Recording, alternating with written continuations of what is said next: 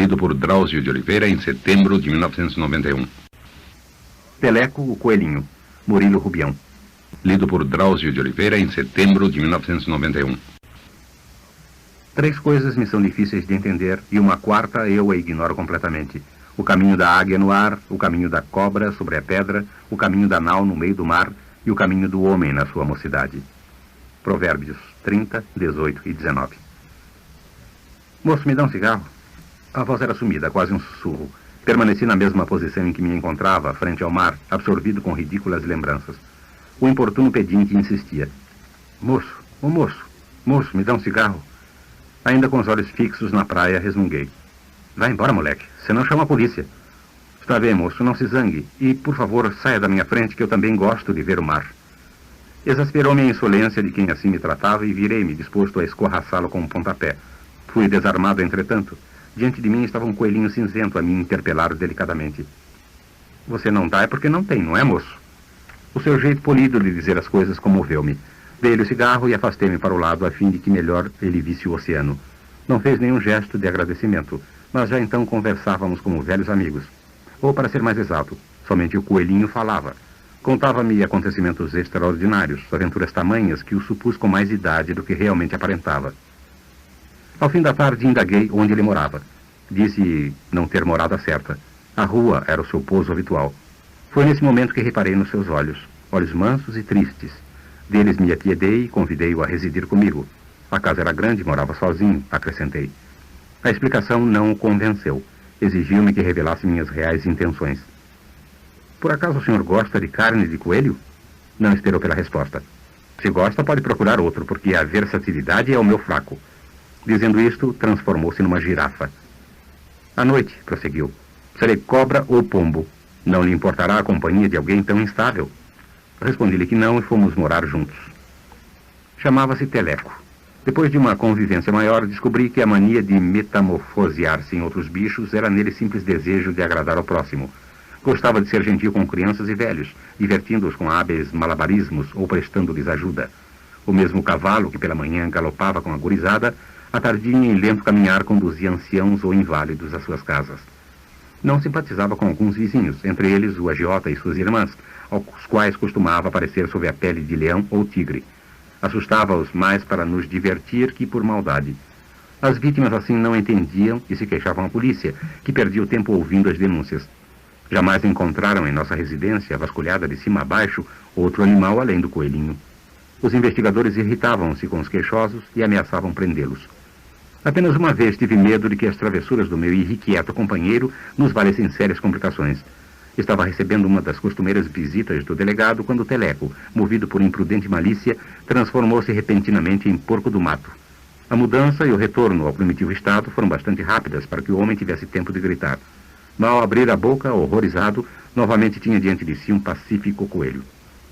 O senhor viu o que eu vi? Respondi forçando uma cara inocente que nada vira de anormal. O homem olhou-me desconfiado, alisou a barba e, sem se despedir, ganhou a porta da rua. A mim também pregava-me peças. Se encontrava vazia a casa, já sabia que ele andava escondido em algum canto, dissimulado em algum pequeno animal, ou mesmo no meu corpo, sob a forma de pulga, fugindo-me dos dedos, correndo pelas minhas costas. Quando começava a me impacientar e pedia-lhe que parasse com a brincadeira, não raro levava tremendo susto. Debaixo das minhas pernas crescera um bode, que em disparada me transportava até o quintal. Eu me enraivecia, prometia-lhe uma boa surra. Simulando arrependimento, o Teleco dirigia-me palavras afetuosas e logo fazíamos as pazes. No mais, era o amigo dócil que nos encantava com inesperadas mágicas. Amava as cores e muitas vezes surgia transmudado em ave que as possuía todas e de espécie inteiramente desconhecida ou de raça já extinta. Não existe pássaro assim. Sei, mas seria insípido disfarçar-me somente em animais conhecidos. O primeiro atrito grave que tive com Teleco ocorreu um ano após nos conhecermos. Eu regressava da casa da minha cunhada Amy, com quem discutira asperamente sobre negócios de família. Vinha mal-humorado e a cena que deparei ao abrir a porta da entrada agravou minha irritação.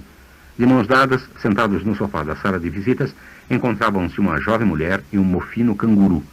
As roupas dele eram mal talhadas, seus olhos se escondiam por trás de uns óculos de metal ordinário. "O que deseja a senhora com esse horrendo animal?" Perguntei aborrecido por ver minha casa invadida por estranhos. "Eu sou o Teleco", antecipou-se dando uma risadinha. Mirei com desprezo aquele bicho mesquinho de pelos ralos a denunciar subserviência e torpeza. Nada nele me fazia lembrar o travesso coelhinho. Neguei-me a aceitar como verdadeira afirmação, pois Teleco não sofria da vista, e se quisesse apresentar-se vestido, teria o bom gosto de escolher outros trajes que não aqueles. Ante a minha incredulidade, transformou-se numa perereca. Saltou por cima dos móveis, pulou no meu colo. Lancei-a longe, cheio de asco. Retomando a forma de canguru, inquiriu-me com um ar extremamente grave. Basta esta prova? Basta. E daí? O que você quer? De hoje em diante serei apenas homem. Homem? Indaguei atônito. Não resisti ao ridículo da situação e dei uma gargalhada. E isso? Apontei para a mulher. É uma lagartixa ou um filhote de salamandra? Ela me olhou com raiva. Quis retrucar, porém ele atalhou. É Teresa. Veio morar conosco.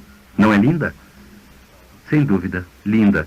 Durante a noite, na qual me faltou sono, meus pensamentos giravam em torno dela e da cretinice de Teleco em afirmar-se homem. Levantei-me de madrugada e me dirigi à sala, na expectativa de que os fatos do dia anterior não passassem de mais um dos gracejos do meu companheiro. Enganava-me. Deitado ao lado da moça, no tapete do assoalho, o canguru ressonava alto. Acordei-o, puxando-o pelos braços. Vamos, Teleco, chega de trapaça. Abriu os olhos, assustado, mas ao reconhecer-me sorriu. Teleco? Meu nome é Barbosa, Antônio Barbosa, não é Teresa. Ela, que acabara de despertar, assentiu movendo a cabeça. Explodia encolerizado. Se é Barbosa, rua, e não me ponha mais os pés aqui, filho de um rato.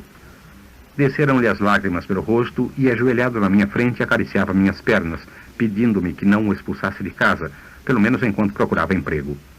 Embora encarasse com ceticismo a possibilidade de empregar-se um canguru, seu pranto me demoveu da decisão anterior, ou, para dizer a verdade toda, fui persuadido pelo olhar súplice de Teresa, que apreensiva acompanhava o nosso diálogo. Barbosa tinha hábitos horríveis. A miúde cuspia no chão e raramente tomava banho, não obstante a extrema vaidade que o impelia a ficar horas e horas diante do espelho. Utilizava-se do meu aparelho de barbear, da minha escova de dentes, e pouco serviu comprar-lhe esses objetos, pois continuou a usar os meus e os dele. Se me queixava do abuso, desculpava-se, alegando distração. Também a sua figura tosca me repugnava. A pele era gordurosa, os membros curtos, a alma dissimulada.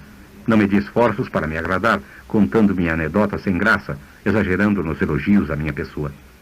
Por outro lado, custava tolerar suas mentiras, e as refeições, a sua maneira ruidosa de comer, enchendo a boca de comida com o auxílio das mãos.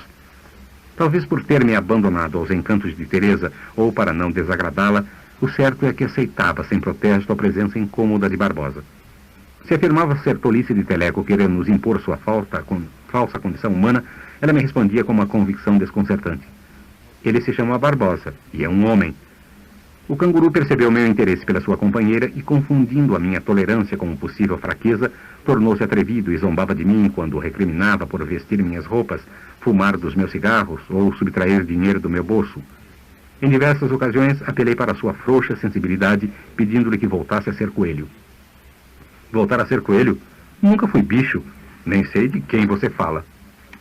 Falo de um coelhinho cinzento e meigo que costumava se transformar em outros animais. Nesse meio tempo, meu amor por Teresa oscilava por entre pensamentos sombrios e tinha pouca esperança de ser correspondido. Mesmo na incerteza, decidi propor-lhe casamento. Fria, sem rodeios, ela encerrou o assunto. A sua proposta é menos generosa do que você imagina. Ele vale muito mais. As palavras usadas para recusar-me convenceram-me de que ela pensava explorar de modo suspeito as habilidades de Teleco. Frustrada a tentativa do noivado, não podia vê-los juntos e íntimos sem assumir uma atitude agressiva. O canguru notou a mudança no meu comportamento e evitava os lugares onde me pudesse encontrar. Uma tarde, voltando do trabalho, minha atenção foi alertada pelo som ensurdecedor da eletrola, ligada com todo o volume. Logo, ao abrir a porta, senti o sangue afluir-me à cabeça. Teresa e Barbosa, os rostos colados, dançavam um samba indecente. Indignado, separei-os. Agarrei o canguru pela gola e, sacudindo-o com violência, apontava-lhe o espelho da sala. É ou não é um animal? Não, sou um homem. E soluçava, esperneando, transido de medo pela fúria que via nos meus olhos. A Teresa, que acudira ouvindo seus gritos, pedia. Não sou um homem, querida. Fale com ele. Sim, amor, você é um homem. Por mais absurdo que me parecesse, havia uma trágica sinceridade na voz deles. Eu me decidira, porém. Joguei Barbosa ao chão e lhe esmurrei a boca. Em seguida, enxotei-os. Ainda na rua, muito excitada, ela me advertiu. Farei de Barbosa um homem importante, seu porcaria. Foi a última vez que os vi. Tive mais tarde vagas notícias de um mágico chamado Barbosa a fazer sucesso na cidade.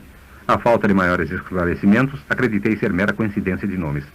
A minha paixão por Teresa se esfumara no tempo e voltara-me o interesse pelos selos. As horas disponíveis eu as ocupava com a coleção. Estava uma noite precisamente colando exemplares raros recebidos na véspera, quando saltou janela dentro um cachorro. Refeito do susto, fiz menção de correr o animal. Todavia não cheguei a enxotá-lo. Sou Teleco, seu amigo, afirmou com uma voz excessivamente trêmula e triste, transformando-se em uma cutia. E ela? Perguntei com simulada displicência. Teresa, sem que concluísse a frase, adquiriu as formas de um pavão. Havia muitas cores. O circo, ela estava linda. Foi horrível, prosseguia, chocalhando os guizos de uma cascavel. Seguiu-se breve silêncio antes que voltasse a falar. O uniforme, muito branco. 5 cordas. Amanhã serei homem.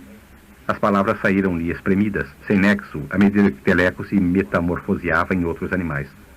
Por um momento ficou a tossir, uma tosse nervosa.